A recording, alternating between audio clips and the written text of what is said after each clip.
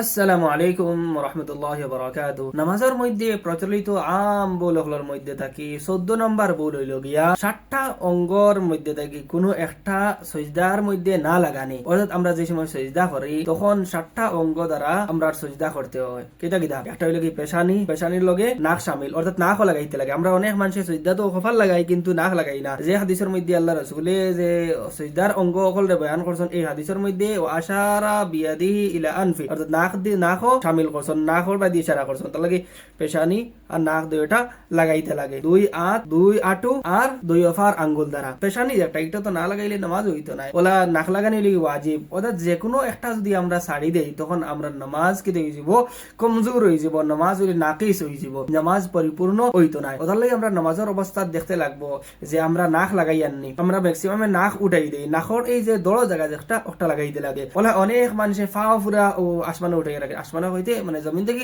উঠাইয়া রাখি দেয়। আটু তার উঠানির লাইন নাই, তখন ম্যাক্সিমাম আমরা দুই জিনিস উঠাইন, একটা হইল কি নাক, একটা হইল কি ফার আঙ্গুল হল। তে নামাজের অবস্থায় আমরা দেখতে লাগবো যে আমরা এই দুই অঙ্গটা খাস করি লাগছে না লাগছে না। নবী আকরাম সাল্লাল্লাহু আলাইহি ওয়াসাল্লাম ইরশাদ ফরমায়, আমারে 7টা অঙ্গের উপরে সিজদা করার হুকুম দেওয়া হইছে। কপাল যেটারে পেশানি উর্দুতে কব হয়, দুই আঁত, দুই আটু আর দুই ফার আঙ্গুল দ্বারা।